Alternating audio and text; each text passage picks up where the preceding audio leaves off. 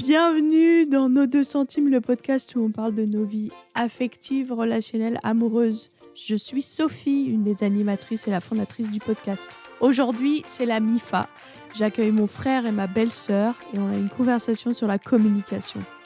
Peut-être vous allez écouter cet épisode et ça va vous donner envie d'aller questionner les couples dans vos familles, dans vos amis proches pour savoir comment ils vivent la communication. Venez nous voir sur Insta pour discuter de cet épisode, de cette saison. Si vous avez besoin d'être encouragé ou si vous avez envie de nous encourager, venez parler avec nous. Nos 2 centimes podcast sur Instagram, on vous attend. Je vous souhaite un bon épisode et une bonne écoute. Timothée, Cathy, bienvenue dans cet épisode de Nos 2 centimes. Nous sommes chez vous, dans votre maison. Donc Timothée, t'es mon frère, mais je te présente parce que les gens ne te connaissent pas. T'es ébéniste à ton compte. T'es passionné de compost.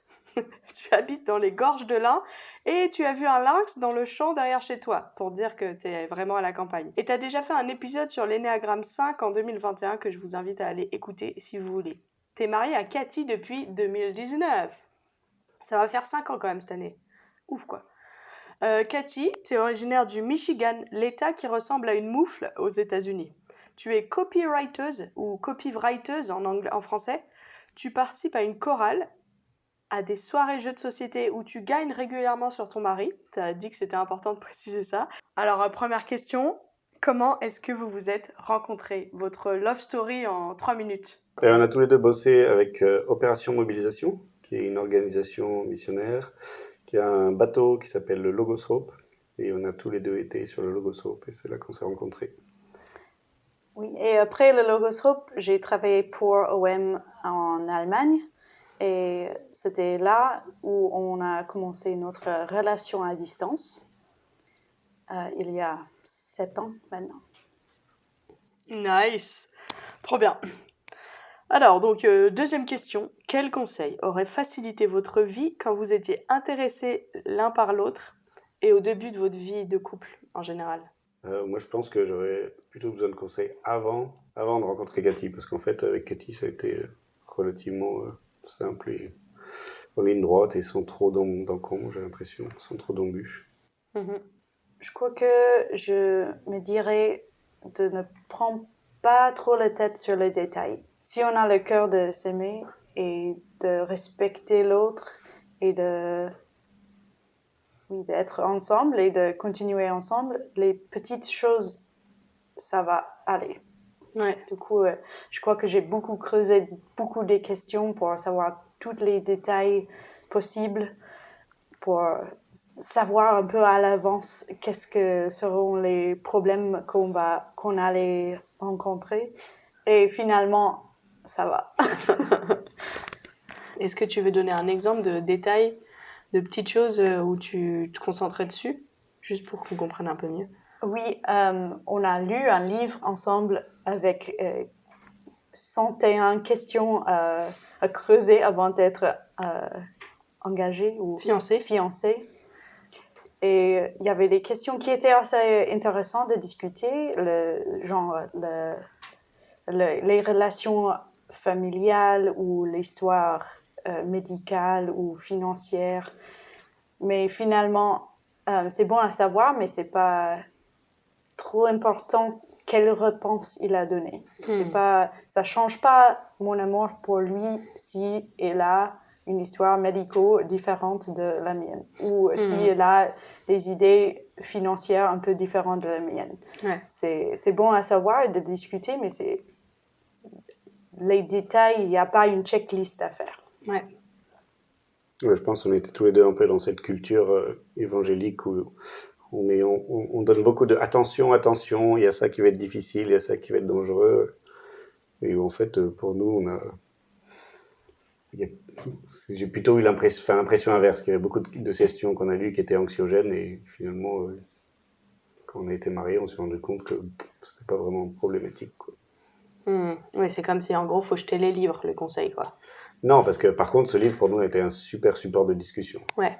On arrivait à passer les 60, c'était un peu redondant, il y avait des questions qui étaient une reformulation d'une autre, ou quand on avait répondu à une autre, on avait déjà abordé pas mal de choses. Donc la deuxième moitié du livre était plus rapide. Mais... Du coup, il y a 7 ans et demi, vous étiez célibataire. Qu'est-ce que vous vous diriez à vous-même il y a 7 ans quand vous étiez célibataire? Quel conseil? Bah, ça va aller, t'en fais pas. Bisous sur le front, tape sur l'épaule. Ça veut dire quoi, ça va aller?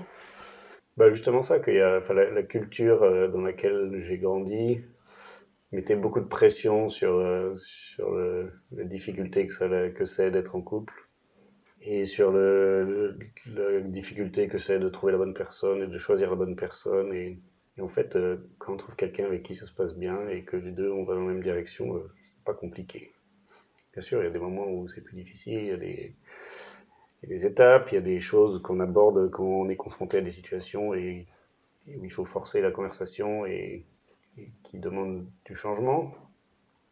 Mais en fait, une fois qu'on a fait ces petites choses, qui sont vraiment en général des petites choses, globalement, la vie à deux, c'est super et c'est pas hyper compliqué, quoi.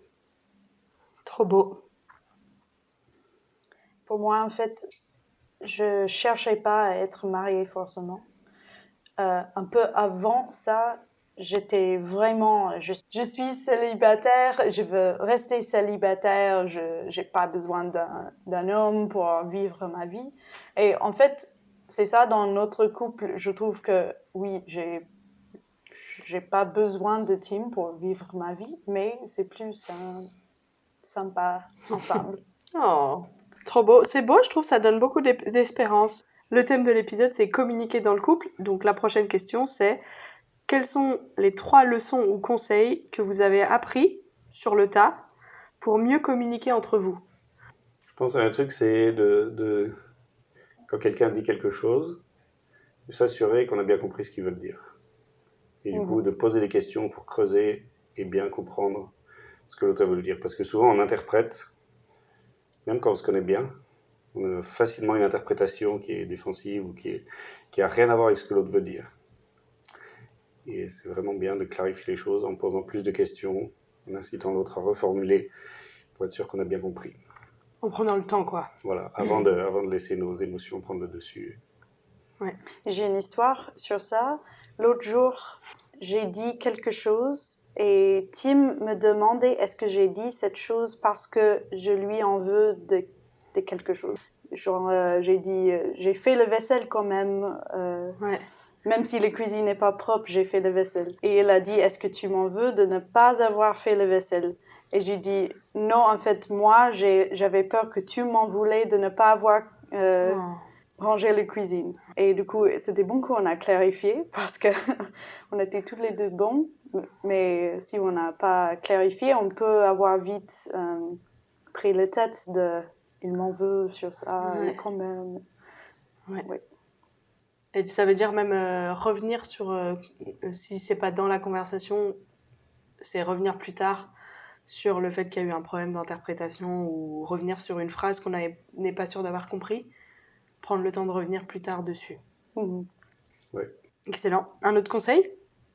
C'est bon de clarifier les termes. Si on parle de quelque chose, ça rentre un peu dans la même idée, mais de clarifier, si on dit ça, qu'est-ce qu'on veut dire vraiment?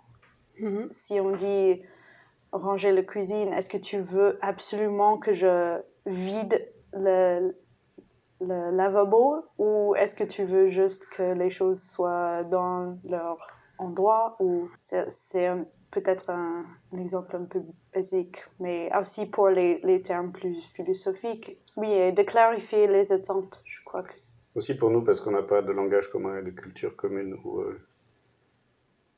Enfin, de quelque langage chose maternel. pas. Oui, voilà, on n'est pas né avec la même langue maternelle et on n'a pas aussi la même culture. Enfin, le langage est associé à une culture et il y a des mots qui veulent dire quelque chose dans un contexte et pas forcément pour quelqu'un qui ne connaît pas ce contexte.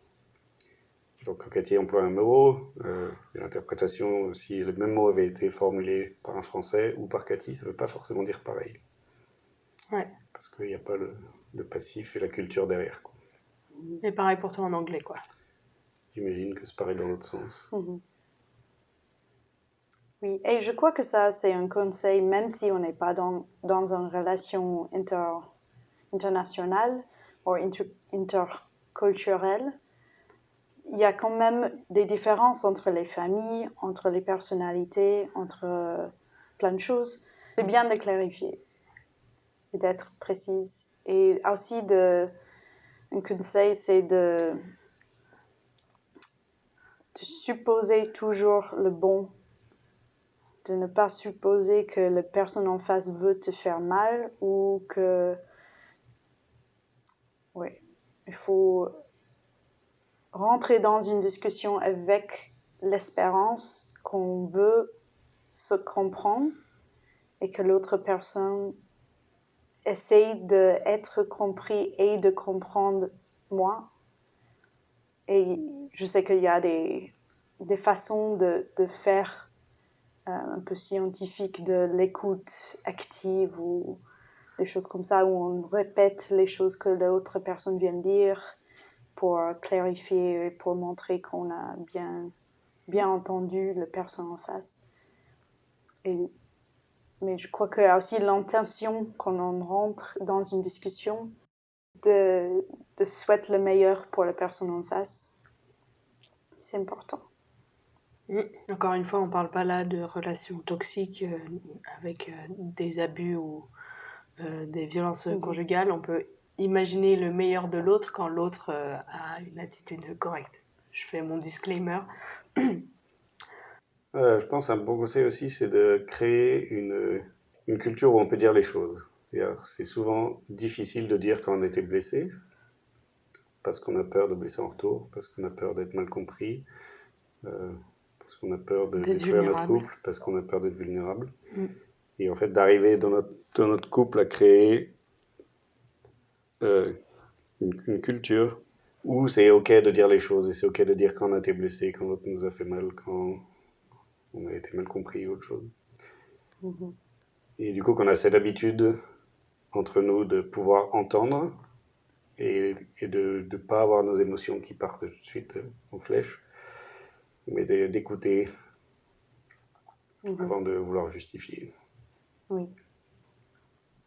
Et ouais, nous, c'était un peu une des choses qu'on s'était engagé, je pense, à faire au début. On avait formalisé en disant on veut pas être dans le passif agressif, on veut vraiment dire les choses, dire qu'on a été blessé, parce que c'est ça qui va nous faire progresser, c'est ça qui va nous aider à construire notre relation et à nous apprendre à bien nous connaître et savoir où il faut faire attention pour pas blesser l'autre.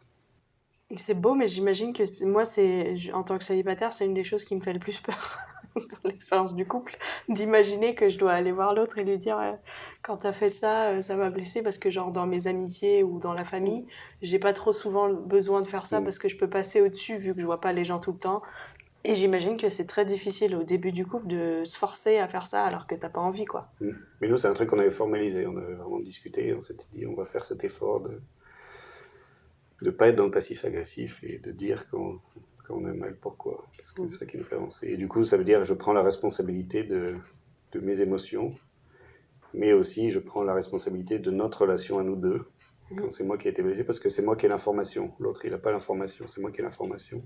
C'est moi qui suis responsable d'aller le dire à l'autre. C'est trop beau, ça, ce concept de si c'est moi qui ai l'information, je suis responsable de qu'est-ce que j'en fais. Et j'imagine que le fait de s'être engagé, ça aide beaucoup à se forcer un petit peu. Mais quand même, on est arrivé à le stade où je peux sentir quand il est stressé ou quand il a quelque chose qui lui pèse. Et du coup, je peux aussi demander, est-ce que j'ai fait quelque chose? Est-ce qu'on a des choses qu'on doit discuter? Des fois, c'est pas moi, des fois, c'est juste la vie.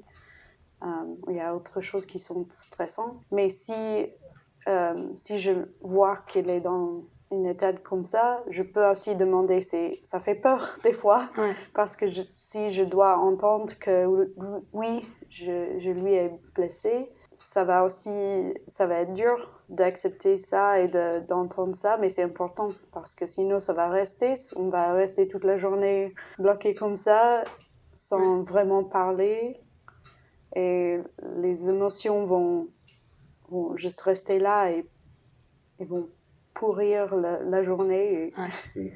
Oui, c'est-à-dire que chacun est responsable de ses émotions et de son information, mais vous êtes ensemble responsables de créer de l'espace pour que l'autre puisse aussi partager ce qu'il y a. Oui, puis c'est un couple, c'est le truc à apprendre dans le couple, je pense. C'est qu'au début, quand tu es célibataire, tu es responsable que de toi-même. Quand tu es en couple, tu es responsable de toi et du couple. Tu n'es pas responsable de l'autre, mais tu es responsable que De la relation. toi, tu as fait ce qu'il faut pour que la relation se passe bien, quoi. Ouais, c'est beau. Et je pense, avec ce que tu as dit, ça me fait penser à un autre truc que je voudrais dire, c'est tout le temps qu'on passe en étant fâché, en étant malheureux parce qu'on est incompris ou quoi, ben c'est du temps perdu. Et en fait, encore une fois, si on est dans une situation où c'est bloqué, où on a besoin de se parler et on ne se parle pas, et que moi j'en suis conscient et que je fais rien pour, ben c'est ma faute et c'est moi qui perds ma vie, quoi. Donc, c'est ma responsabilité d'engager le dialogue. Et c'est beaucoup plus facile quand on a pris l'habitude et on a posé un cadre pour avoir des conversations où on peut se dire les choses. En fait, ça pourrit ta vie, mais ça érode aussi le couple, quoi, si tu dis pas les choses. Donc ça pourrit pas juste ta vie, quoi, par principe. Ouais. Et comme il n'y a personne d'autre ici avec qui je peux parler. Parce que vous êtes à la campagne.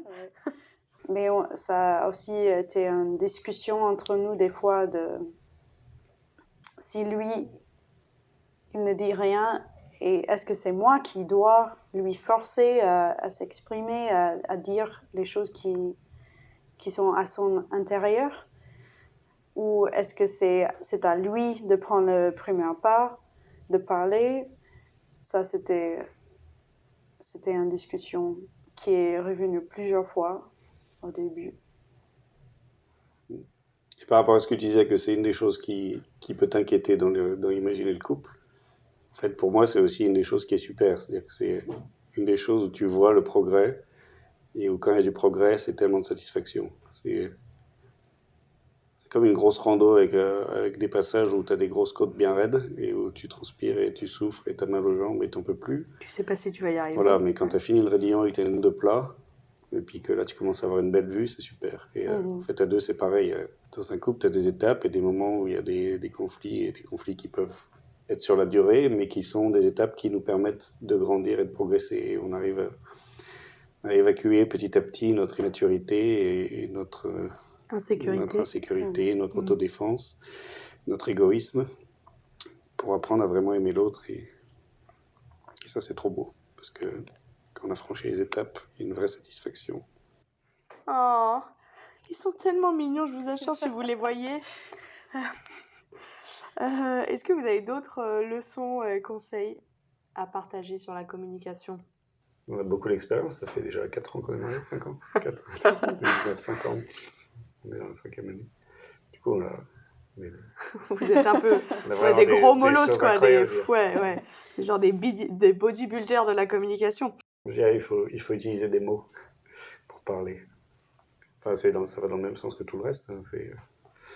Pour être compris, il faut exprimer, et il faut apprendre à exprimer, il faut apprendre à écouter, il faut apprendre à vérifier que les mots, ils veulent bien dire ce qu'ils veulent dire, ou que j'ai bien compris ce que j'ai entendu. C'est dans les deux sens. Ouais.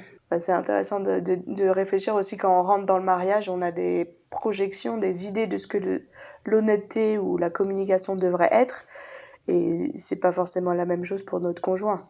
Il faut en parler. Ouais, il faut communiquer dessus, sur la communication. Oui. Ouais. Ah, c'est vrai, c'est intéressant. Je pense qu'avec Cathy, on était à peu près au même niveau de ce qu'on attend en termes de conversation et de communication et d'intimité dans le couple. Mais on regarde des films où des fois on voit des personnages et on se dit mais ils sont mariés depuis 20 ans et ils savent pas ça l'un de l'autre. Ça me paraît complètement absurde. Et en fait, c'est pas forcément, c'est peut-être juste que leur vision du couple est pas la même que la nôtre. Je sais pas. On a quand même dans les films globalement pas des très très bons exemples de couple, je trouve. Soit c'est beaucoup trop fusionnel et c'est très toxique avec de la codépendance, soit un sentiment d'indépendance et d'indifférence qui fait plus trop penser à un couple. C'est peut-être ça aussi, non? Peut-être ça. Mais malgré tout, c'est pas noir ou blanc, quoi. Il y a une palette et après on est tous quelque part sur cette palette. Ça va aussi évoluer avec notre vie. Et ça peut-être à prendre en compte. Faut trouver ce qui marche pour son couple, quoi. Je pense, oui. C'est quoi les pires choses à faire dans la communication, dans le couple? Le passif-agressif, vous l'avez cité. Oui, je vais redire ça. C'est pas communiquer. Communiquer sans communiquer. Tu veux dire ce que c'est le passif-agressif en fait, puisqu'on l'a pas défini? Et ben c'est quand au lieu de, je sais pas, La vaisselle? voilà, au lieu de dire tiens il y a ça que t'as fait ou que t'as pas fait qui m'insupporte, je tire la tronche et je décide de plus te parler jusqu'à ce que tu comprennes toute seule. C'est du passif-agressif. Alors que je pourrais juste dire tiens j'ai remarqué que t'as pas fait la vaisselle ou est-ce que tu vas faire la vaisselle à quel moment de la journée ou J'aimerais bien que tu fasses la est-ce que vaisselle. je peux t'aider à faire quelque chose pour enlever tes épaules pour que tu aies la place pour pouvoir t'occuper de la vaisselle. Ouais. C'est l'exemple parce que c'est un exemple. Hein, Non, mais la vie quotidienne dans le Oui, couple, c'est non, souvent c'est ça. autour de la vaisselle. Mais ou alors, bon, bah, c'est moi qui ai fait la vaisselle aujourd'hui, comme d'habitude. Ça, c'est du passif-agressif aussi. On Du coup, commence à faire les vaisselles très avec beaucoup de bruit. en cassant les assiettes et tout. Mais ça, c'est en fait, moi, je voulais qu'on s'arrête sur le passif-agressif parce que c'est beaucoup de nos tendances à communiquer. Comme on ne nous a pas enseigné à dire les choses et à assumer ce qu'on pense et nos blessures ou nos désirs et nos envies, à l'assumer de la bonne manière, c'est souvent comme ça qu'on communique. Et qu'on a l'impression que notre message est entendable de cette manière-là, et en fait, non. Alors que non, absolument pas, ça marche pas. C'est agaçant et des fois, c'est pas compris, quoi. Ça peut marcher dans un couple où on est avec un partenaire qui est super aimant et qui comprend que, ok, on est tendu, ça va mal et qui engage la conversation et qui va chercher les réponses. Mais en fait, on peut pas attendre que l'autre vienne chercher les réponses. On revient à la responsabilité. Si j'ai des choses à dire, c'est ma responsabilité de les dire. Ouais. Et si je suis dans le passif-agressif, je fuis cette responsabilité et du coup, c'est pas très mature et c'est pas constructif. Et tout le temps que je passe à pas exprimer les choses, c'est du temps qui est perdu pour notre couple. Et du coup, qui est perdu pas que pour moi, mais aussi pour l'autre. D'autres pires choses? L'agressif-agressif? Nous, on n'est pas souvent là, hein. On a plutôt la tendance inverse. Mais après, ça dépend des gens. Je pense qu'il y a des gens qui sont sanguins et qui vont plutôt être rapidement dans l'agressif-agressif. Mais ça, c'est beaucoup les caractères aussi. Et du coup, ça, c'est la maturité, c'est d'apprendre à dompter notre caractère pour arriver à aimer en pratique. Alors que notre tendance, elle est toujours à la facilité. On prend tous, on prend le chemin du moindre effort. Ouais. Et du coup, la maturité, c'est d'arriver à dompter ça et à savoir que le chemin qui monte, c'est là où il y a la meilleure vue. C'est là que c'est le plus dur, mais c'est là qu'il y a la meilleure récompense derrière. Ouais. Une autre chose, c'est d'être trop défensive dans la communication. Si on n'accepte pas que la personne a pu comprendre différemment de ça qu'on voulait communiquer, si on pense que quand l'autre personne dit ça m'a fait mal, qu'il veut dire toi t'es une mauvaise personne, ça va pas avancer la conversation. Il faut laisser l'autre personne s'exprimer et c'est un peu comme mettre la table. On met la table avec les choses qu'on a besoin de dire, mais on ne va pas jeter l'assiette pleine de gâteaux dans le visage de l'autre. On ne prend pas dans le visage, on laisse les gâteaux être posés sur la table et on le voit, on admet que ça existe, que l'autre personne a été blessée ou que l'autre personne n'a pas compris ou que la personne n'a pas pensé à autre chose en un moment de difficulté. Et on accepte que ça existe. Et aussi qu'en même temps, je peux avoir un autre plat à côté, mon perspective, qui existe aussi, et que moi, j'étais aussi blessée, ou moi, j'avais aussi une intention de exprimer quelque chose que toi, tu n'as pas entendu, et que ces deux plats peuvent exister, et après, on choisit entre nous qu'est-ce qu'on fait avec ces plats. On ne va pas les jeter dans le visage de l'autre et on ne va pas supposer que juste parce que l'autre personne a une plat dans la main qu'il vient de poser sur la table, il ne va pas forcer mon visage dans ce gâteau ou quelque chose comme ça. On suppose qu'il a besoin juste de laisser ça devant nous, qu'on peut examiner ça, qu'on peut aussi s'excuser et pas que on doit être défensif à ce moment-là. Et ça, je crois qu'on peut faire seulement si on sait que la personne a vraiment pas le passif-agressif, le besoin de le jeter dans mon visage. Ouais. Et ça vient avec la confiance dans l'autre personne. Je sais que lui, il veut me pas faire du mal et que cette conversation, c'est pour avancer dans notre relation. Ouais. Mais je pense que ça revient au fait de dire la communication, ça sert le couple. Du coup, ça sert l'autre. Enfin, de vraiment voir la personne qui nous dit quelque chose comme un service qu'elle rend à notre couple et qu'elle me rend à moi, qu'elle se rend à elle-même aussi, plutôt qu'une accusation pour une accusation. Mhm. C'est quoi les freins en vous pour la communication et comment est-ce que vous arrivez à les dépasser? Par exemple, si l'un de nous est stressé ou fatigué, l'autre ne peut se rappeler de le fait que l'autre est fatigué ou stressé, mais il ne vit pas dans le corps de l'autre. Et du coup, il ne sentit pas. Et du coup, il y a des moments où je sais dans ma tête que tu m'es stressé maintenant, mais j'ai oublié ça dans la manière que j'ai parlé ou que je viens de faire quelque chose. Et je peux lui stresser encore plus dans mon manière de faire quelque chose, de lui demander de faire quelque chose qu'il n'est pas en état de faire. Et après, je me rends compte de le fait que oui, il est stressé, c'était pas le moment de parler de ça. Mais comme on ne vit pas dans le corps de l'autre, il y a des moments de malcompréhension ou d'oubli. Et il faut avoir de la grâce pour l'autre personne. Dans sa communication aussi. Et aussi de recommuniquer, non, je suis trop stressée maintenant, ou non, j'ai mal, je ne veux pas bouger de la canapé. Je trouve ça intéressant parce que le frein de la vulnérabilité, de la peur de la vulnérabilité dont on parlait plus tôt, en fait, vous l'avez, enfin le fait de pas d'avoir peur de partager ce qu'on vit dans la relation, de comment on a été blessé, vous l'avez levé, c'est comme ça, levé le frein avec l'engagement à parler. Et je trouve ça hyper fort et c'est pas intuitivement ce qui me viendra à l'esprit quand je réfléchis à comment est-ce que je peux lever le frein de la flemme ou de la peur. Pour prendre des temps de communication, je ne penserais pas il faut s'engager l'un envers l'autre sur ce sujet. Mais en fait, je trouve ça assez formidable, intéressant. Après, il faut trouver ce qui marche pour chacun. Enfin, moi, je sais que je supporte pas, par exemple, j'aime pas du tout avoir des trucs qui sont codifiés. Par exemple, un engagement à dire, tiens, tous les jours de telle heure à telle heure, on prend le temps pour parler. Moi, je peux pas vivre ça, c'est invivable pour moi. C'est beaucoup trop cadré et c'est insupportable. Par contre, il y a des gens pour qui avoir quelque chose qui est mis dans l'agenda tous les jours à telle heure, on fait un point, on s'assoit et essayer des choses à mettre sur la table, on les met. Peut-être que ça peut marcher pour d'autres. Ouais. Voilà. Nous, on est plutôt des introvertis et du coup, on a plutôt tendance à pas dire. Et il y a des gens qui vont plutôt être des sanguins et qui vont avoir tendance à trop dire, ou à dire dans l'agressif. Où nos tendances vont pas être les mêmes et du coup, les conflits vont pas avoir le même goût, pas la même saveur.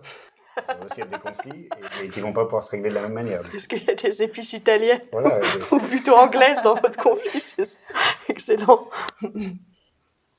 Ouais. Mais le fondement, c'est le même. C'est quel est le niveau de maturité dans le couple, c'est-à-dire comment on se connaît, comment on arrive à fonctionner ensemble. Et du coup, quel plaisir on a à être ensemble parce qu'on arrive à dépasser les trucs qui sont plus désagréables et des difficultés de communication.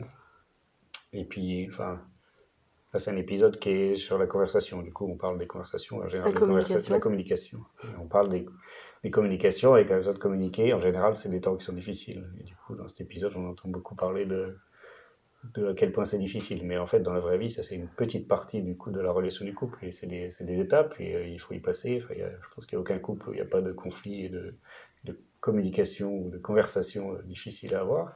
Mais quand on les a eus et qu'on a appris à connaître l'autre et qu'on sait faire avec et que la prochaine fois on fait attention en amont parce qu'on anticipe. Et ça, c'est des choses qui se font naturellement dans les relations, mais qui se font encore mieux. Enfin, ils sont plus difficiles parce qu'on s'y engage dans le cas d'un couple, mais que du coup on les fait forcément, on va plus loin. Et ça nous amène plus loin dans notre connaissance de l'autre. Et du coup, ça nous amène plus loin dans le plaisir et la joie qu'il y a à être en couple. Il y a souvent les moments où on a parlé des choses difficiles, où on a confronté un moment de tension, c'était juste après que je me sens le plus proche de Tim. Ouais. Oui, Bien parce sûr, que c'est ça. t'es Ça crée vulnérable, de l'intimité, ça soude. Trop bien, c'est beau ce que vous dites. Je pense que ça peut donner beaucoup d'espoir aux gens qui sont dans la montée difficile de la communication ou du conflit, là, de dire que ça vaut le coup, la vue, elle vaut le coup une fois que tu as en place, tu as dit que tu n'aimais pas les procédures, mais une fois que tu as en place des voies de communication pour sortir des procédures. Et je crois qu'il existe des méthodes ou je sais pas, les vidéos, les courses, les gens qui peuvent coacher la communication. Et c'est pas une honte de regarder comment on peut avoir une avis d'un professionnel. Ouais. Parce que communiquer, c'est difficile, mais c'est très, très important. Et si on a des difficultés, de demander l'avis d'une autre personne ou de demander l'aide ou chercher l'aide, ça c'est important. C'est clair, prendre un rendez-vous chez un conseiller conjugal qui peut donner une clé qui débloque beaucoup de choses et dans la compréhension, ça peut vraiment aider. Parce qu'en fait, c'est ça que je pense, c'est que la communication dans le couple, elle peut être que au niveau de la communication individuelle des deux membres du couple. Genre, si les deux membres sont mauvais en communication partout, je vois difficilement comment dans le couple ils arriveraient à bien communiquer. Ou peut-être vous n'êtes pas d'accord.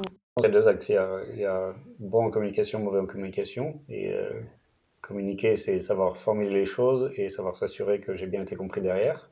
Ouais. Ça fait partie de communiquer. Et donc tu peux tracer un axe. Et puis tu as l'axe de ton style de communication. Quelle saveur a ta manière de communiquer, quoi. Ouais. Et après, il faut trouver quelqu'un qui est à peu près... avec peut qui comprendre, ça quoi. marche, voilà, qui comprend à la fois ton style, qui sait s'adapter à ton style, mais aussi qui supporte ton niveau. Que ça soit plus bas que le tien ou plus haut que le tien, qui soit capable de l'encaisser derrière.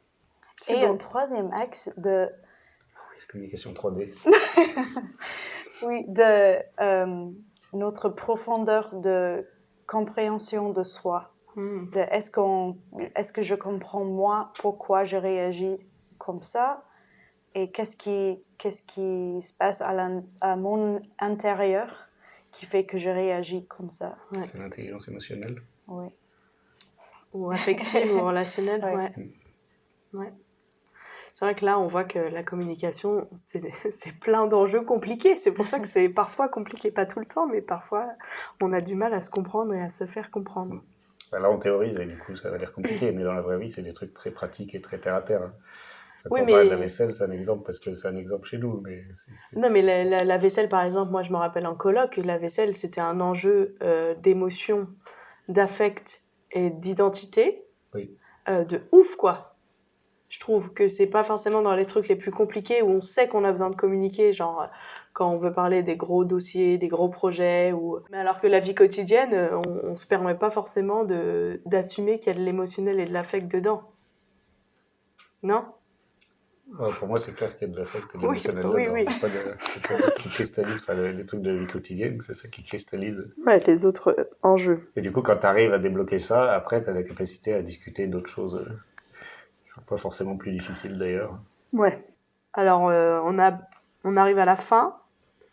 C'est quoi vos 2 centimes sur la communication pour finir cet épisode ? Pour un peu plus que 2 centimes, tu peux acheter ce livre qui s'appelle 101 questions à poser avant de se fiancer. Je sais pas ce que c'est le titre en français. Mais en fait, nous, je pense que ça a été vraiment super de commencer notre relation en prenant le temps. Là, du coup, on avait un truc cadré où chaque fois régulièrement on se voyait et on faisait 1 ou 2 questions. Je sais plus exactement. Mais du coup, on avait la question qui était posée et on avait du temps où on formulait. C'était un temps qui était sécurisé émotionnellement, où chacun donnait sa réponse, qui n'était pas une attaque directe à l'autre. On ne se connaissait pas trop encore. Et ça nous a permis de nous apprendre à nous connaître et de comprendre des choses sur l'autre en amont, qui, je pense, ont évité que ça soit des conflits après, quoi. Ouais. Et voilà. On mettra le lien dans la description de l'épisode. Oui, de ça ou un autre, mais peu importe. Mais du coup, d'avoir une plateforme de conversation qui soit non, comment on dit, non-threatening. Non agressif, en fait, c'est ça. Mes 2 centimes, c'est avoir le respect et avoir l'espoir.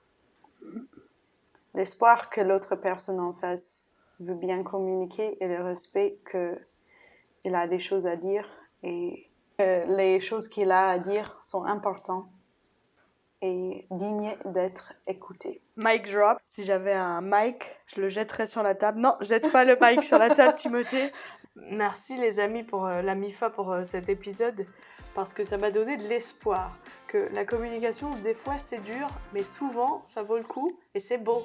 Ça produit des beaux paysages en haut des montagnes qu'on a gravis et des plats qu'on peut profiter parce qu'ils sont longs et ils durent longtemps. Merci d'avoir écouté cet épisode jusqu'au bout. Encore une fois, si vous êtes d'accord, pas d'accord, venez nous le dire sur Instagram. Si ça vous a encouragé, que vous soyez célibataire ou en couple, venez parler avec nous sur Insta. Ça nous fera très plaisir.